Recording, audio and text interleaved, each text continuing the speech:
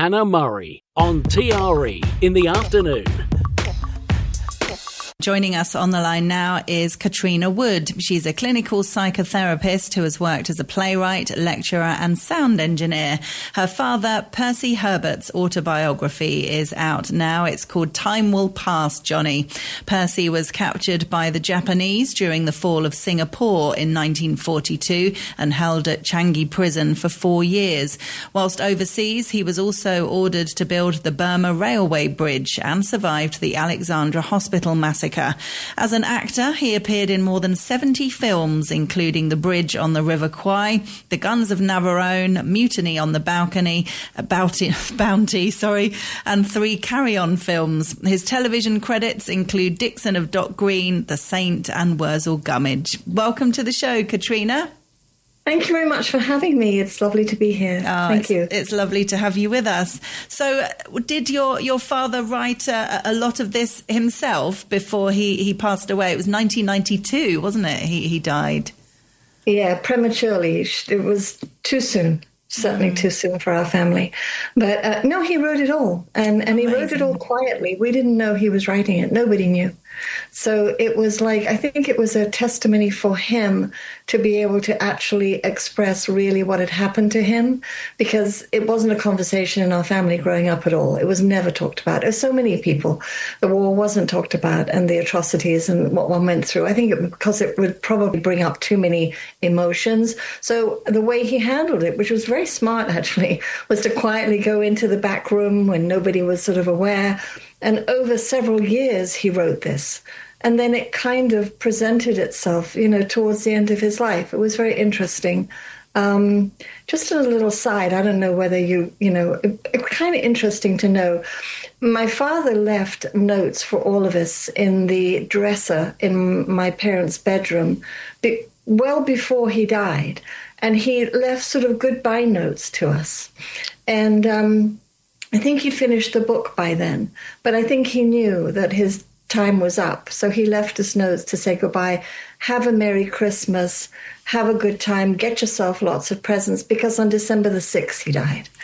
So he must have known, and so he left those notes and his completed manuscript, and it wasn't edited. And so what you see today in that book is everything that he wrote himself. Oh, how wonderful. And that is so precious for him to have left those notes for you. I think a lot of people would have loved that. I remember when my mum died, I was like, there isn't a note. How could you have not left a note? That's so beautiful, so lovely. It makes me think of myself and, these little things, that last a lifetime, Yes. Oh, absolutely.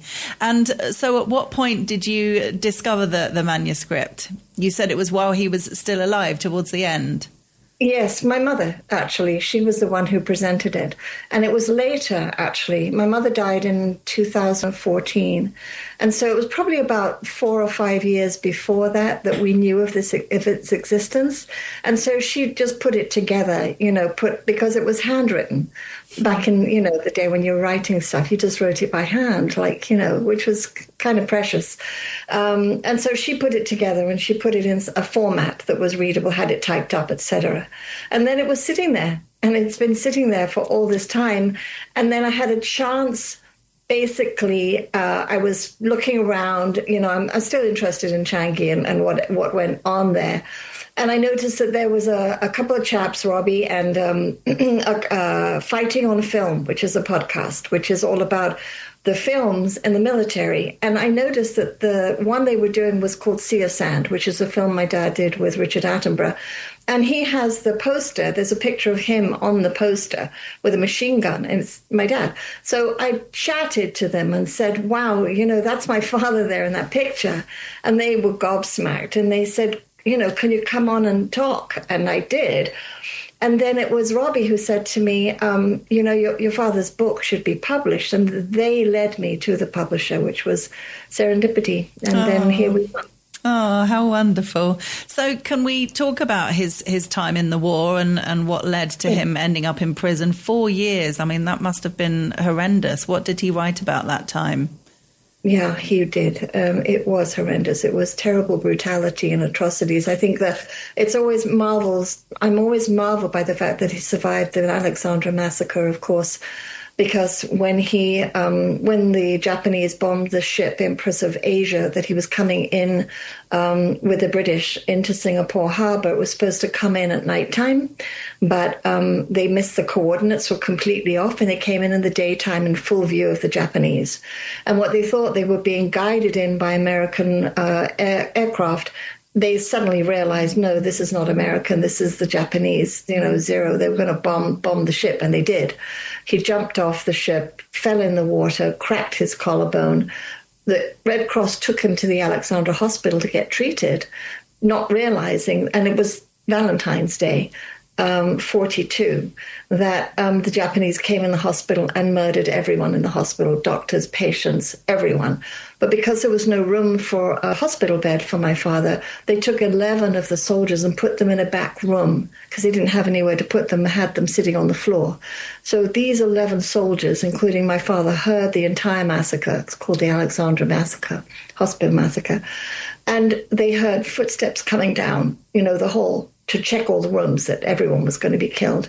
They burst the door open, saw my father, saw the 11 soldiers, pointed the guns at them, and were going to shoot them. And a Japanese officer burst in by the soldiers, spoke in perfect English, was educated at Oxford, and said there'll be no more killing. These 11 survivors will go to Changi Prison. And so took those 11 surviving, one of whom was my father, and took them to Changi. And that's where they resided for the duration of the war. My goodness, but what it's quite a story, isn't it? Yeah. I know. And did he feel, because sometimes in those situations people experience survivor's guilt, as well as thinking, thank goodness it wasn't me. There's also a bit of, why wasn't it me? Why did all these people around me die and I was lucky enough to survive? I mean, how did he sort of cope with all that? No, that's a really good question. I think in the moment when you're in such a horrific, frightening situation, you don't have time for any of that. No. I mean, later on, very difficult. I mean, obviously, I became a psychologist for a reason. I mean, I really wanted to understand trauma because there wasn't any services really that would merit much back, in the 50s for Dad, or medication. I mean, we've come a long way. And so I don't think I think you really focused on survival, especially at that time. When you finally get back to London, you just want, my mother was engaged to somebody else, so he had to, move through getting her back because she got a telegram saying missing, presumed dead. So when he showed up on the doorstep, it was a shock to the whole family because they thought it was like a ghost coming back. They thought he died. Oh, wow. And so she was engaged to somebody else. So they had to go through all of that reconnection. So I think it was all forward. He had to then move and figure out that, what career was he going to have and all of that, which is where he moved into acting. And I'll tell you that story in a little bit. But it was all about that. So later in life, when things start to stabilize years later, I think that's when a lot of it starts to come up, Yeah. That's when the reflections and all of that. And that may very well have come up as he was writing the book. I think there was a lot. I'm sure.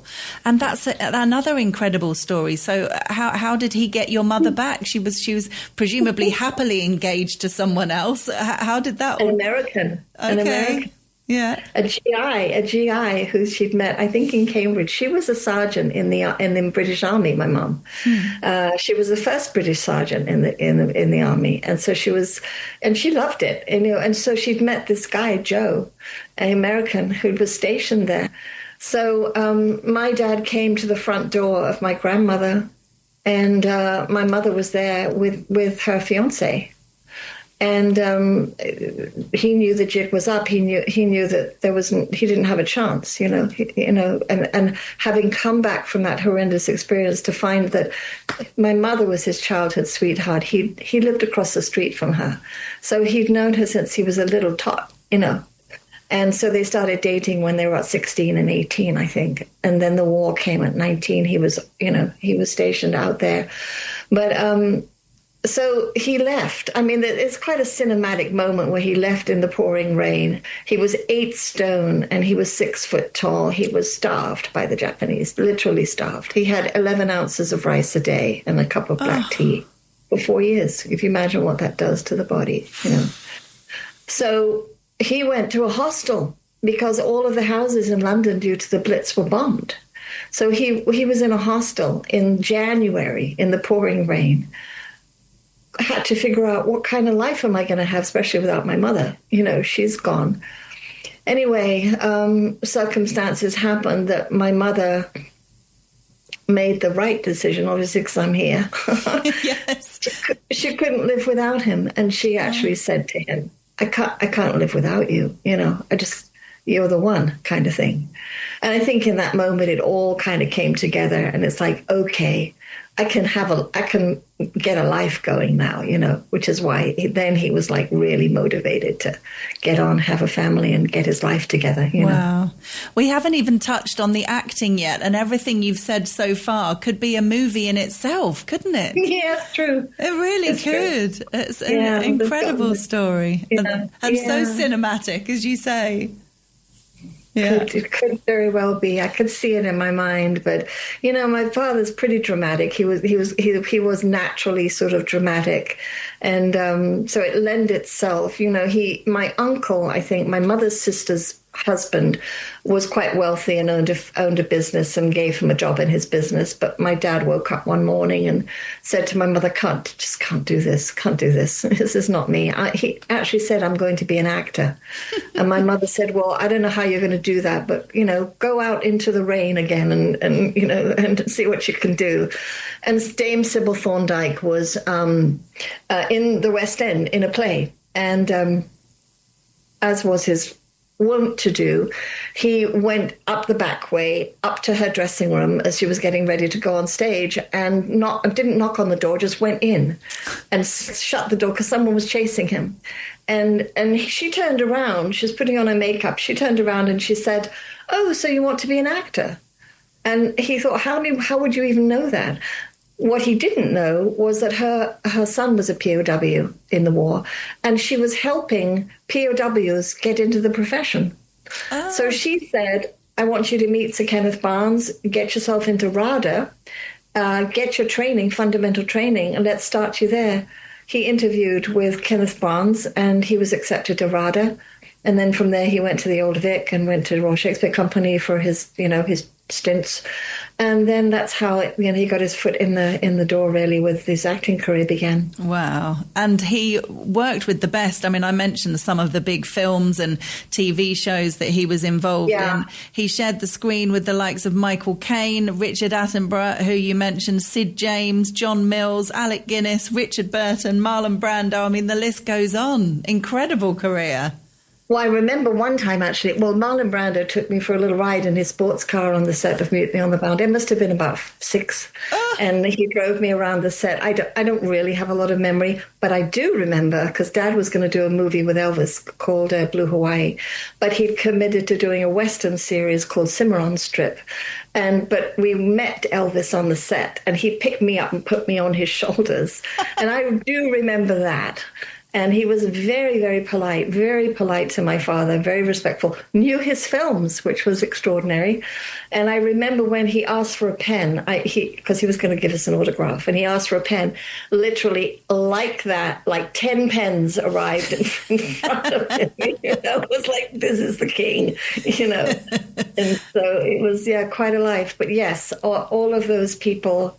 Yeah, and many of them came to our house, in Beaconsfield. Many of them would come to the parties and just hang out. And he was a great golfer, my dad, so they all went to the golf club and played, So do you remember thinking and understanding that your dad was famous, the fact that he was in films and on the big and the small screen? What did that mean to you as a child?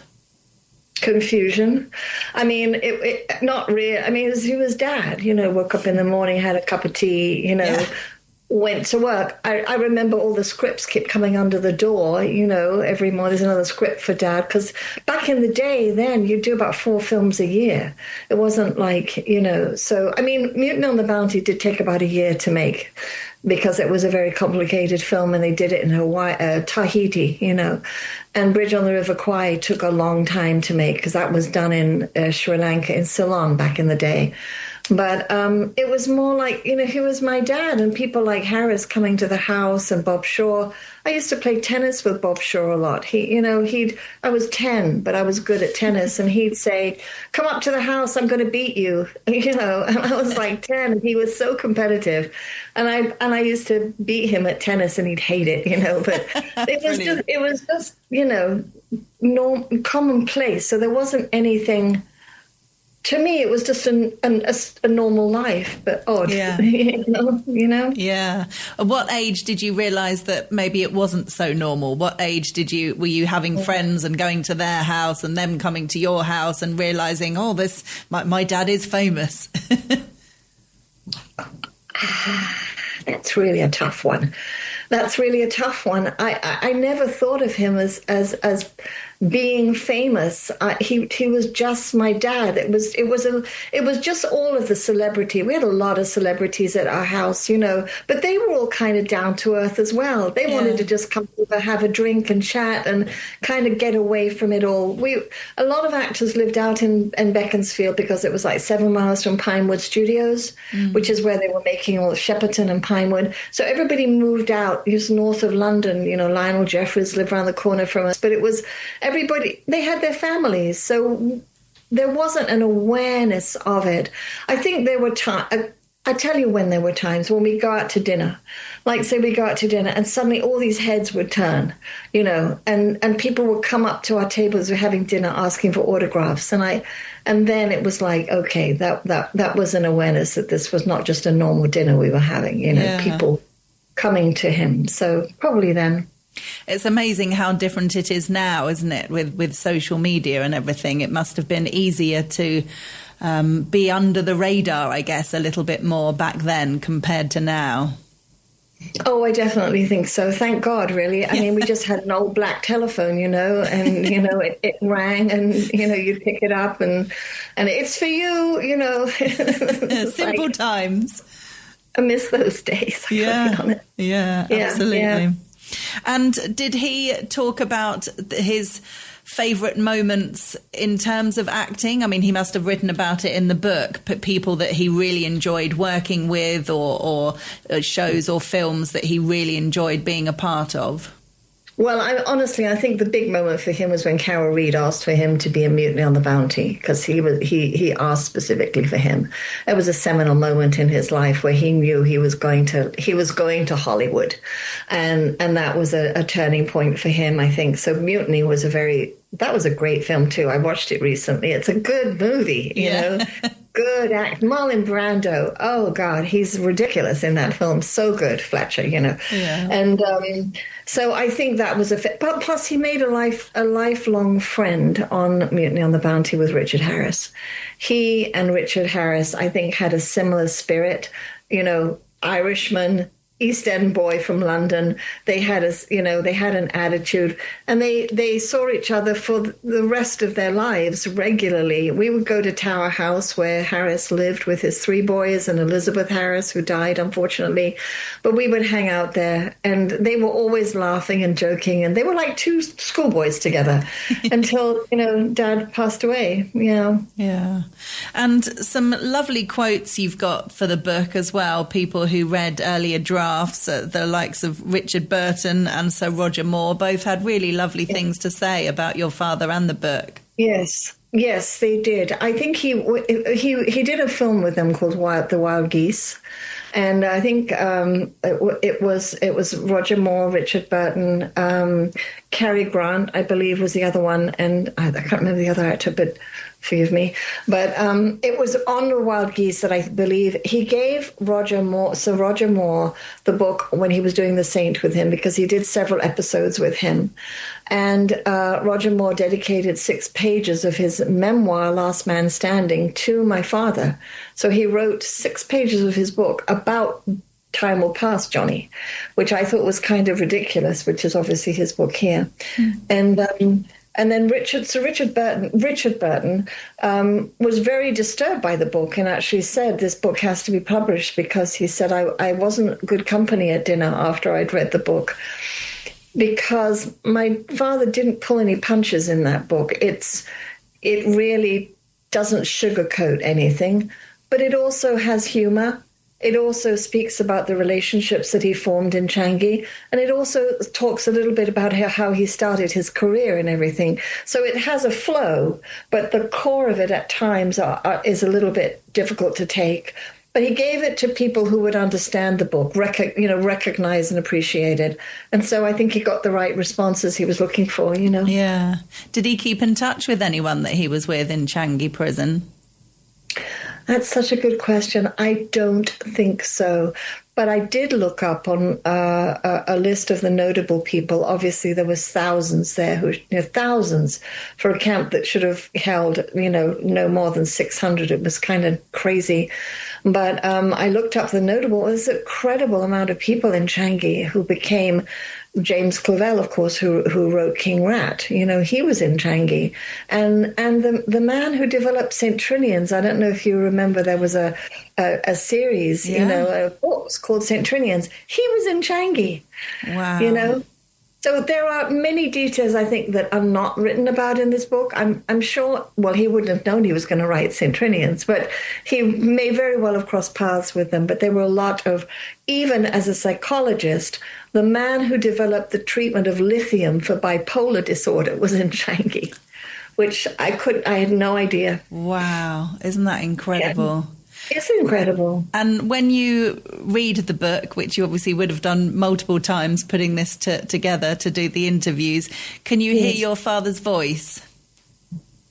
Yeah, I can. I can. I can hear him saying, "Good Lord, Katrina, how did you manage to pull that one off?" And then he'd go, "I'm not surprised. I'm not surprised."